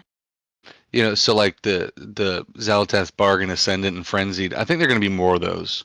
Yeah, that's the only thing that I don't like about it. I like the structure, but Yeah. it seems like the Zaltas Bargain, the Fortified, the Tyrannical, the Challenger's Peril, and the Zaltas Guile are not active affixes. Like I'm not actively dealing with them. It's just a number goes up. But No. their goal is to No, try you- to make the dungeons more active. You have to deal with it, but Okay. it's pretty easy to deal with, and But it's it's not more just on the abstract. healer to deal with Ye- it. Technique, it feels a bit more abstract to me. I mean, I guess not so much the bargain, but the other ones, it's just like, oh, they hit harder Yeah, or the frenzied one is something like just that. You know what I mean? It's just like, oh, it just at the higher level, it gets more difficult. It's like, okay, well, that already is the case. well. But there's nothing active for me to get better at to, you know, I like want to I ask. like the active affix. I want to ask Shawnee and Technique their opinions on this too, but like just a side point to this, Scrap. Technique, Shawnee, you've seen some, if not all, the new dungeons. Is the cognitive load of just the dungeons themselves higher? I feel they are. Yeah, they are. They definitely are, and Well, you know, to a point of they're maybe new. detriment. No. There's so a lot. My issue, Frank, is that if the cognitive load is entirely on the dungeon itself, like that's where it's deriving the most difficulty as a cognitive load, I guess, then it's not going to change week to week. And once you've kind of gotten used to that cognitive load, it's going to become stale. And I think that's what the current affix system changes, because there's slightly different challenges even doing the same dungeon week to week to week. But if they're so similar week to week to week, the dungeons get stale quicker. That's my opinion. Even if they're really difficult, you know, after you've done it 10 times, you get better at it. So I definitely think there's merit to what you're saying. What I'm thinking though is like, is the dungeon really going to feel any more fresher just because I have to sidestep a storming? for me, you know what? For me, it does. So like I like to see what, because there are different combinations of affixes, and you'll be surprised. Like you're like, oh my god, this affix, incorporeal plus afflicted, is like a fresh kind of hell. You know what I mean? Or like yeah, but that means that spiteful people plus storming. I don't know if those two can even be together. Like you get surprised by these combinations, and that's what's good about it, is that they're, you know, very low at the key level we're playing at. They sneak up on you because you're not thinking about them all the time, but you still have to be aware of them, and it just freshens it just enough, I think. Okay. All right. Shawnee, what's your thoughts? I like affixes. I want to see how it goes. Honestly, like, that's my big thought about the whole thing. I'm looking forward to it. I know you're not like crazy about Ascendant, and I can see why it could be difficult. But I like it actually. While we're on that topic of the Ascendant part, right? Because you and I understand why you're not, and I agree with your point, but I think it's it just there was too many times where we'd be in the middle of a big boss fight or a really bad trash pull, because again, granted they've tuned us to the bottom of the barrel in the thing, but you know, there'd be this pull or the boss would be doing this mechanic, and then all the orbs would spawn where we can't stand any longer. And it's like, well, the boss is gonna have 400% haste. We're definitely wiping. And I think, my thing, I guess, it just means I get to use more of my kit to do strategic things to help with the group, in a way. So I'm not using my, like, for me, I could bubble and go in and blinding light and get it all. Yeah, but so then I'm not. Now you don't have a defensive. And then I'm counting on the healer to do his job. I'm finding myself, out of all of them, the most interested in Ascendant because it is a more active affix, but I fear that it's exacerbating the problem that they were trying to fix with the first pass, and that some classes are going to be way better at dealing with this than other classes, And so you're going to want to take those classes. And if this is active in every key for the whole season, that sucks, man. Well, scrap. Well, not every key, because remember it'll alternate. But we've seen almost every single. I can't speak with certainty, right? But like, you know, warriors. Don't you guys have a shout that fears? Yeah. Yeah. It fears, Right. you know, 6 targets, your primary and But 5 others. also, remember, Right. warriors were the only class that couldn't deal with incorporeal. I know, but right? like even warriors also can have deal with There's this, going right? to be a Shockwave class that gets and- left out of this. No, So that's the thing. I can't think of Shockwave's- one. Shockwave's easier to take for, you What know, can it a used to be hunter do? arms and Fury wouldn't take it at all, but now it's like something they absolutely could take and probably will. Frank, You- a hunter doesn't have a Yeah, no, AoE if gun. you freeze them, You can freeze one. No, No. but I'm asking, like, do you guys have explosive shot, or is that just one thing? Explosive shot is a damaging Like ability. explosive trap, I mean, or is that just a No. PvP talent? No, What- it's a PvP talent. Is there not anything and you know, maybe it's survival hunters that are the problem that I don't know, but like, is there not anything you can do that like can just nudge, fear, lock, interrupt? Don't hunters have like a binding shot? pushback Would binding skill? shot work? No, Maybe. no pushback. Maybe. I was told through, I say told, I was watching YouTube, I think, where they said anything that slows them also works. But, Oh, okay, so a slime trap would work. yeah, but I haven't confirmed that, so please don't hold me to it. Like, yeah, do you have a but you tar understand trap? where my Yeah. tar trap would work, but again, it's only a small area. It doesn't like hit. They Like, if there's come 20 down like in a orbs all over no, the but place. but that's the thing. No, Scott. no, they they're come not down all in of a it, group. They're they come in like a group. like one blinding light Okay. from Shawnee, if it's positioned somewhat well, can take out 15 of them. Okay, but you understand my fear Yeah, is yeah. that the problem they were trying to fix originally is that classes get taken to certain keys because, you know, because they're better certain weeks. And I worry that there's gonna be classes that are disproportionately poor at this. Well, yeah, I like can- like Warlock. That's Warlock for sure is going to be another favorite this season. when is it because not? Shadow Fury is amazing. And they're just looking really good as a class right now. But when tanking these, I get what you're saying, Frank. There were several situations where it's like, you know, there's AoE on the ground, and the ascendants drop. The things drop down to the ground, and they're sitting in a place where you just can't go anymore, and Yeah. you cannot get there to play the affix, and then so the mobs get buffed or whatever. Well, I'll tell you, But like yeah, that part does DKs have what's that asphyxiation where it pulls like all mobs onto one mob. Yeah. As a DK, I can take care of all 19 of them because I literally just select one, asphyxiate, they all go in and they die, and then I just interrupt the last one. Yeah. But anyways, what I don't want to say that what Scrap's concerned with isn't a concern. It definitely could be. I'm not as concerned because, like, again, even warriors can deal with it, which they never were able to deal with in corporal. So we're stepping at least in the right direction. But Yeah. what I will say It though is fun if you can time it right and get the buff and Yeah. go and pull some more shit because everyone's got a 20% hate, like a little mini. yeah, Bloodlust. it's like prideful, right? But A mini hero every minute. but like the thing I'm most concerned with is this is going to be what makes pugs even more repulsive because Oh yeah. because they're either all going to be using it at the same time. Like, oh great, now we don't have one for the next one, or no one's going to be using it. It's like interrupts, right? I think it's okay. I think the game works the best not in a pug situation. So Of if they're course, trying to of push more course. people into groups that you are friends, that's better. okay. That's my opinion. Tech, but- I haven't gotten your official stance on this. How are you feeling? I think I mean, the whole thing, you know, I do actually so far like the Ascendant and Frenzied so far, but it's really complicated, man. Like, you know, it's already hard enough for me to know which key I'm going to, let alone like which level and what the hell is going to be included. This is kind of a lot, and I feel like, you know, the game's trying really hard to cater to just everybody, which I care less about that than most people, I think. Wait, But what's your ultimately, take? You want it to cater to you or not? no, I'm saying, like, dude, when it hits level 12 and you've got Fortified and Tyrannical and, I don't know, two Guile. other Guile and Challenger's Peril, that's going to be brutal. But what I mean is just, like, all the different changes between 2, 4, 7, and 10. There's just a lot going on, man. Well, here's the for thing. people to remember. And, like, I'll have a hard time remembering it, even with our entire community sitting there telling me what the hell's going on. Imagine being a strange, like, pub player that doesn't have friends and is just queuing up to do mythics. But you wouldn't be doing 12s. No, I'm saying at this level, so like maybe it's a 6, maybe it's a 3. What the fuck am I expecting in the key? I gotta go read a novel to find out what's gonna happen in this key. But technically, you're only going to Oh. read it once because the keys are the same except for the first 2 affixes. Well, even then, how's that any different from reading what affixes you need to know about now? I don't like doing that either, Frank. Okay. Anyways, I don't like anything, Frank. here's He the says thing. he wants Ice the cream game sandwich to at be this hard, this but not might complicated. might also fix a meta problem too.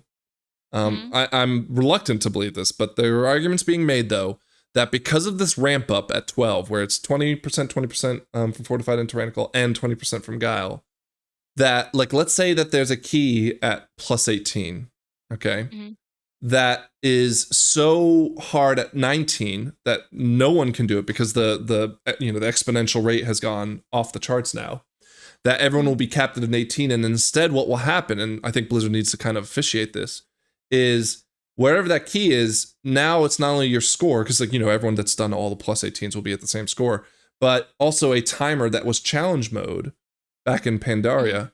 Because that's everyone tells me that the challenge mode was the best iteration of any of this, because you're always just playing against the clock, and that was all that mattered. You just how clever could you get and how resourceful could you be to survive everything, et cetera, et cetera. So this steepness of the curve because of the Guile on top of all the Fortified and Tyrannical. But I still am concerned with one thing with Tyrannical, which is, and it's all about how they design the bosses, because they can change it as they did with Halls of Infusion, the last boss in there, is this idea of a 7-minute boss, of this idea that there's always an intermission slowing us down. I'm trying to think right now of any bosses. I don't think there's any that has an intermission that does that, at least not the final boss. But that's just the most infuriating thing, is when you're going into a Tyrannical and you have to have 4 more minutes because there's just that one fight that's going to take so much longer. Oh, and by the way, you wiped at 1%, and now you've lost 7 more minutes or whatever. So you know what? I do think it's fixing the problem of certain keys being easier on Fortified or Tyrannical, which is why we're seeing a plus 30 this on Fortified or whatever, but then nothing like that on Tyrannical. It's just look, you're gonna have to deal with the 4-minute boss. It's everybody else is dealing with it. You're gonna have to deal with it too, at a certain level. Yeah. So I think at least that it's does all help. level playing field. Yeah, level playing field. And you know what? Now that I'm looking at it, I like pretty much everything about this. The only thing that I don't like is that I think that should be more variation week to week, and there's ways they could introduce that.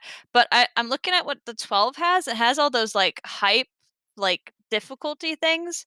I mean, when you think now between a 20 and a 24, it's just number gets bigger. You mean a 10 and a 14? Sure. 10 and a 14, let's say. Yeah. It's just between a 10 and a 14, it's the numbers get bigger, they have more health, they hit you harder. It's not that exciting. But when you go from a 10 to a 12 here, it's you have to deal with everything we can throw at you all at once. And that's kind of exciting, and that makes me excited to do a 12. Yeah, and that's the only reason you would do it, is because you're a sweaty motherfucker that wants to do it. Because all the rewards and all the buffs, everything good, comes from level 10. And there's no other reason to do a number 12. 12 is kind of hype though. When I see that stack of things, it's the clout, man. Yeah, it's cool. I think that has more clout than just I did a key level 1 higher than you. Yeah, the 12 are where you get your everything. 3K. Cool. So this would be your the 3K, the 3K line. Okay, Yeah. I think that'll make the 3K push more fun, because it's okay, I can. It's not just I snuck in all my keys on Fortified, which you can't do that with 3K anyway, because you need to get in both scores. But I got artificially higher scores on easier weeks for easier keys. It's no, everybody has to do this. You got to do this too. I like that aspect of it. Yeah, I agree. It's good. This is a good change. Only thing I'd ask for on top of it is just, if you get the 3K, I think there still should be, maybe not as prestigious as a title, still do the 0.1% one. But if you get 3K, you should get something that just says, we've talked about that before. You're awesome. Yeah. 3K should give you something besides 3K, because it's what?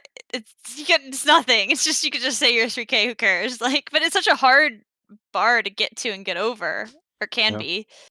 All right. Yeah. Either way, we're all hype, yeah? Yeah. I'm excited about this because it's so different. Now, we have a question of the week, which is directed at me, because I've been testing it rigorously. For those who don't know, Keystone Kindergarten is a series we offer through our YouTube channel for everyone. It's a kindergarten class. It's not meant to be like the things that you see Quasi or, you know, anyone else for that matter telling you how to run a dungeon to the highest efficiency. It's more about here's what everything does. Expect to see those for season 1 dungeons. Not in Necrotic Wake, not Mists, but like Grimbatal and the 4 of them that are new. I'm working really hard on those, getting some videos and just blasting keys on beta, which is hurting my soul, as Shining Technique can be there to attest. But I've also kind of like said, well, there's some things I really like, but some things I don't really like about the new dungeons. So the question was asked to me, you said the new dungeons feel all right. What feels underwhelming about them? And thank you, I asked you for that question. I'll start with Technique and Shawnee. You guys can answer this first. Just like, what are your thoughts on the new dungeons that you've seen so far? Are you like, wow, that's really cool? And take the theme out of it. I think theme-wise, there's a lot of cool things going on. But like when it comes down to getting a dungeon done, the mechanics of the bosses, the mechanics of the trash, how you feeling? I feel like they're good so Okay. far. Yeah, they're new dungeons, so I'm happy to have new dungeons to do because I've been doing these other dungeons for a long time. So Okay. they could probably throw a lump of turd and it'd be new, and I'd be like, oh, this is great because it's new.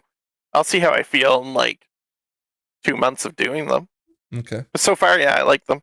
Definitely Is there a favorite that stood out? Dawnbreaker. Yeah. I really like Dawnbreaker. I think Scrap's gonna love Dawnbreaker. So Technique. How about you?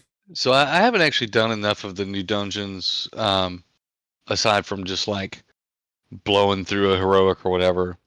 I haven't done enough to really speak about it. I did Grim Batal a few times, and that one's kind of brutal. That last boss, especially with the new affix, like you said, some of the nothing specific, but just the graphics and stuff on the ground were really difficult to see and move and be in and out of and stuff. But Can't while wait to trying see to do the Scrap fuck that affix. one up.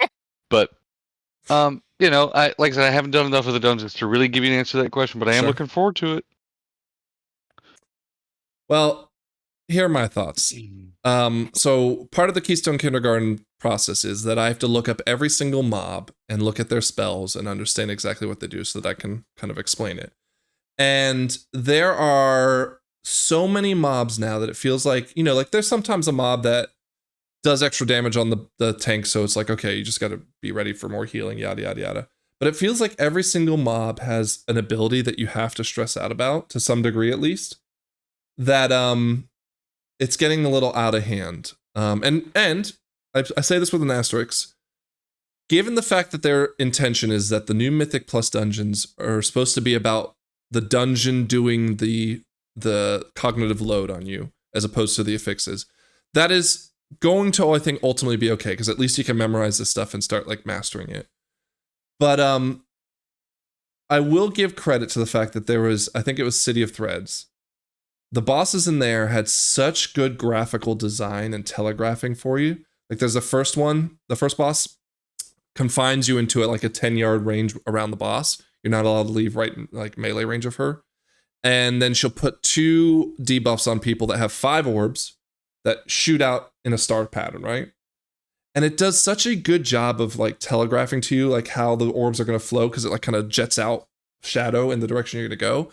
Like that is amazing to me, and I love that they're trying to do that, especially with the weak aura, private aura argument. But then when you get to the trash, none of the trash feels that fun, right? And I say that knowing full and well that for me, I Like usually it's too hard to be fun, or too boring. Maybe too boring in the sense that they all have abilities that need to be stopped, and I don't know. Like I by all means, this is not a very thought out process, because I'm still like just trying to process through the actual Keystone Kindergarten part of it. But I'll give you an example. So Dawnbreaker, which thematically gorgeous dungeon, really cool experience, right? Shawnee, you said it was your number one. yeah, There's a second part to the dungeon. Okay, so part 1, like you almost run into the first boss almost immediately. A very cool fight. And then part 3, you kind of go in straight after part 2. But part 2 is you're running around the city in that zone, and you're trying to find 3 generals, which it luckily tells you like how to quickly find them. and then the boss is patrolling this whole city the whole time. It's like Court of Stars, where there's like specific NPCs that changes all the time. No, You're no, supposed to pick? they're well, and I don't think they'll change weekly, but as within this week, they were all in the same spots every time. Like what'll happen is you'll see 3 stars on the map. Okay. You land at that area, and it's like a, you know, because the whole idea is that you're staying. There's lamplighters keeping you safe from the shadow. So that's where the 3 So lamplighters next week are. it will be different, or it's the same every week? We don't know, but I think it's the same every Okay. week. I would assume they wouldn't Oh, want to do eh. that variation. But you land in this area, and as soon as you kill a mob, it's like, here's the general. And the general's been in the same spot every time, but it's like, here's the general, okay? Okay. And then you know, kind of navigate your way through a ton of packs that are patrolling, that are standing, that are inside buildings that, you know, you somehow pull for whatever reason. 2 of the 3 weren't that bad, despite the fact that one of them had the boss patrolling by, so you had to be very careful. But, you know, that's to be expected. It can be managed. But then there was a 3rd one right in the heart of the city, and they're inside an inn, and that inn is 2-story with windows, and mobs are standing at like the windows and the balconies. And so like you either, I'm sure it's a bug, but like you accidentally pull the entire building, and that's chaos. But the boss is also patrolling right by it, and so if you don't have like a abomination limb from a death knight that's pulling all the, because there's like 7 casters, right? Yeah. Pulling them all in away, the boss will then pull on you too, and that's a wipe. And then at the same time, they just use their abomination limb to get rid of that affix with all exactly, the orbs. yeah. Actually, I don't think it worked on that one, but yeah, I get your point. But anyways, You know what I mean? but like then once you do that, you have to clear a big enough space that you have to fight the boss in. And this boss has a knockback on the tank that knocks them the fuck back. So you need to be able to do it somewhere that is safe. And I'm also thinking now the boss also has this massive orb that it fires at someone that no one ever seems to get right on the testing, which is funny. But like it just, I mean, these sound like interesting mechanics. It On just might paper, need they to be do. tuned to feel more fair. It's not even that they feel unfair. The unfair part feels from like how they set our gear score really low so they could test like the 1-hit mechanics effectively. It's not that. It's just like it seems like so much work to set something up, right? Like if you just a hallway where there was all this trash pulls and I just looked down it and I just saw them all, I would feel like that is it. And not to say this is what I want. Please don't comment on this. But I'm saying like I would feel like, okay, well at least I know, and I just like kind of smash and go. Whereas this one, like I'm just so worried about everything that can go possibly wrong in the pool that it just feels like chaos. And that is going to see. I'm sorry. I think you're going to see a lot less of these like huge, massive pulls where you know a tank just runs in all gung ho and pulls the entire fucking room when it's really designed to be like 4 different pulls. And I don't necessarily hate that. It's maybe not as fun up front, but you know, kind of a little bit more like classic play where you might have to have a mage like sheep something once in a while. You might have to do a little crowd control again once in a while. I think it'll boil down actually, to, you know, collaborate to make the pulls work. Yeah, I think you'll still do massive pulls as long as, to your point, you have that coordination, right? But that's not so much what bothers me. It's more of just like the I guess the anxiety. Like so technique. We did Grim Batal, right? Yep. And the first set of trash up to the first boss wasn't so bad. You know, we're used to it from the time walking experience of Cataclysm's dungeon. You get into the second boss area and the boss is patrolling around trash. And what's always going to happen, I did it every time, even though I kept reminding myself to start the dungeon not to do it, is the boss is patrolling, but you're like, oh, he's far enough away. I'll get this trash pack. I'll pull it back. We'll kill it. And by the time we kill it, the boss will be right in front of us and we can go. But of course, there's 3 casters in that group. And even as a paladin or as a DK, I can't keep them coming towards me around the corner fast enough without like the DPS pulling threat or the healer pulling threat, you know, blah, blah, blah. Yeah. And then, of course, the boss pulls with it, right? Or in that third area, Ascendance drop. Yeah. Right. The Twilight Destroyers drop, Yeah. right? And they just like, and granted, you'll know where they are, but like, it's like so careful because there's patrols and all that.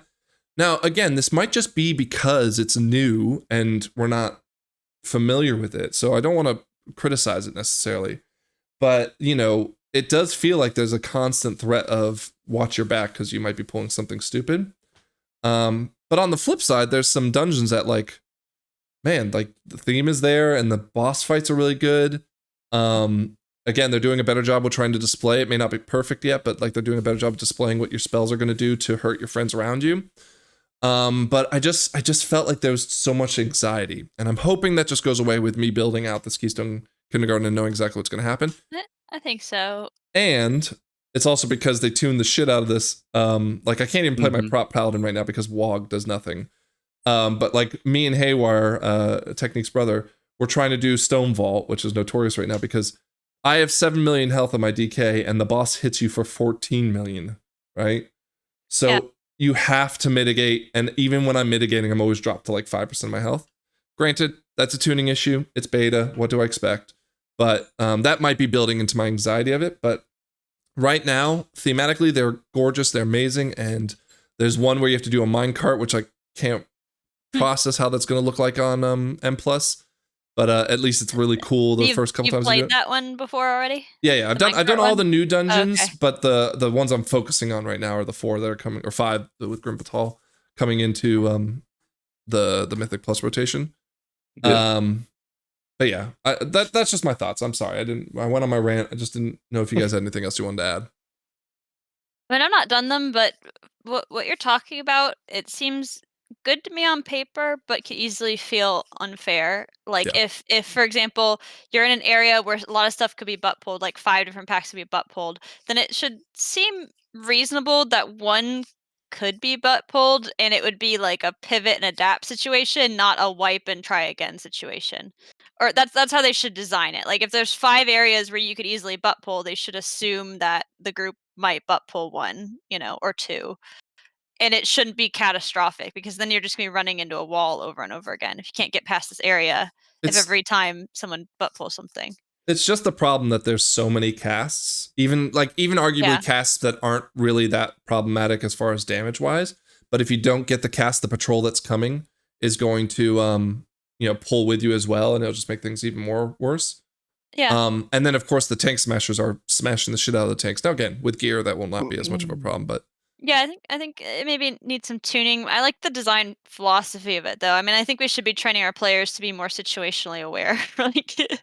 like that should be something that you need to be good at to succeed in keys, right? So I'm gonna quote that. I'm gonna capture that clip and I'm gonna save it for as a soundboard every time you fuck up a mechanic. Hey, no, it's fine. I'm a hunter. I'm expected to butt pull once a dungeon, and like I said, if you bring a hunter, you should you should be ready to pivot and adapt, to whatever I pull. She makes a good point. Yep, take that and if Scrap's in the party, we're ready to pivot and adapt. Yeah, you need to be ready to pivot and adapt. Any other thoughts other than adapting? Shawnee, last thoughts? I'm just excited to see the final product when it comes out. It's I like beta testing and stuff, but like I'm really looking forward to like doing it when we're all geared right and everything's working as they intended. Okay. Tech? Yeah, I'm kind of down with that statement. Don't really care about the NetEase stuff. Don't really care about the Hunter rework. Don't really care about it's going through our list. Yeah, run it through again. The Shaman rework. But I am pretty overall I do like the M+ changes, and I'm excited to see what else they're gonna bring with I don't think the Zaltas bargain and whatnot. What about the Goblin raid? You didn't say anything about the Goblin raid. I like the idea of raiding against some Goblin. What if they all stand on each other's shoulders and fight us like as a giant? That'd be cool. For like 3 of them stacked on the top. Yeah. Yeah. And then Scrapclaw, any final words? No, I mean I don't have any opinions about the beta dungeons because I'm not gonna try them until release. But the Mythic Plus changes, I'm not even tentatively excited about it. I think a big change is good, especially after seeing how bad it could have been from their first pass. I like the second April pass. Fool's shit there. The second pass is like 80% all improvement. There's just some tweaks I would make to it, and it seems like, especially if they just drafted this up after they thought they were going to do that other thing. This is not bad. I really like it, so it should be good. All right. Well, again, I mentioned at the top of the show that I have a baby due tomorrow, 9 a.m. I got to be in bed here in a second, but I don't suspect it'll alter our show's release schedule. However, maybe next week it's just off by a day or two. But we will cover the topic I promised Shawnee we would cover, which is player housing. So get ready for that. I'm going to take a second just one more time to talk about mythicdungeonleague.com. You can go there and find our Discord. We are always welcoming new people. We are loving all the people that have joined us as a result of the podcast. And you can find us on Twitter at League Mythic through that. And of course on Twitch at it's twitch.tv, thank you Technique, /MDL Frank. Okay, well, it's good to be back, y'all. I'm happy to talk to you. And I'm so looking forward to a couple more episodes before I go to Disney. Man, agreed. I'm glad to be back. And listen, be safe tomorrow. Hope for you and your family everything's all perfect tomorrow. You too, Kyle, and I look forward to hearing from you, buddy. Okay, and then we'll grill. I got a grill that's coming in. I've got mine now. You can just come on the 4th before your grill gets there. Shawnee And made some I've corn got today. one also. Yeah, I smoked corn on the cob. It was delicious. Funny thing is, I read an article Now I on have to CNN saying talk to grilling Shawnee sales are about down. Scrap, when are you getting your grill? We have a grill. We're trying to turn this into a grilling podcast. I couldn't tell you what kind of grill it is. I have no idea. I've never grilled anything. Does it have propane or charcoal? I could not tell you. Yeah, It's grill. the quails would have known. It has wheels. The quails. It does have wheels, I think. I'm not 100% sure. All right.